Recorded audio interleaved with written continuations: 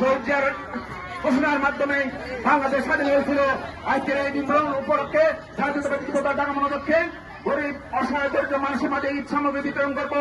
এই ঈদ সামগ্রী বিতরণ করতে প্রিয় নেতা, প্রিয় অভিভাবক, বিএনপির সিনিয়র যুগ্ম মহাসচিব জনাব রুহুল কবির রিজভী আহমেদ এখন আপনাদের মাঝে কথা বলবেন, বক্তব্য রাখবেন। ধন্যবাদ। জাতীয়তাবাদী যুবদল দক্ষিণের আহ্বায়ক খন্দকারী নাম জয়দেব সহ এখানে সকল জাতীয়তাবাদী যুবদল দক্ষিণের সকল নেতৃবৃন্দ আমি অত্যন্ত ধন্যবাদ জানাই। আমি খন্দকারী নামকে যে তার দক্ষিণের পক্ষ থেকে আজকে দুঃস্থ মানুষ, স্বল্প আয়ের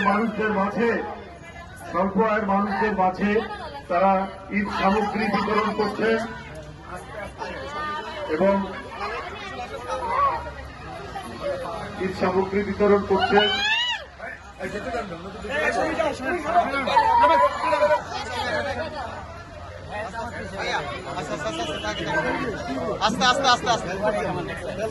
জাতীয়তাবাদী যুবদল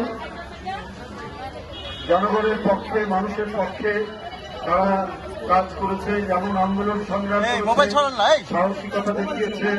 তারা গণতন্ত্রের জন্য গ্রেপ্তার হয়েছে, অসংখ্য মামলা তাদের কাঁধের উপর ঝুলেছে, তাদের অনেক নেতাকর্মীকে নিহত করা, হত্যা করা হয়েছে, তাদের অনেক নেতাকর্মী পঙ্গুত্ব বরণ করেছে, কেউ পা হারিয়েছে, কেউ দৃষ্টিশক্তি হারিয়েছে, কিন্তু তবুও গণতন্ত্রের সংগ্রাম থেকে তারা ফিরে আসেনি, তারা পিছপা হয়নি। তাদেরই প্রতিনিধিত্ব করছে খন্দকারী নামরা জাতীয়তাবাদী যুবদল দক্ষিণ ঢাকা মহানগরে। তারা গুরুত্বপূর্ণ ভূমিকা পালন করে আজকে ফ্যাসিবাদ মুক্ত করেছে বাংলাদেশকে এবং গণতন্ত্রের সোনালী সূর্যকে তারা প্রতিষ্ঠিত করার প্রত্যয় নিয়েছে।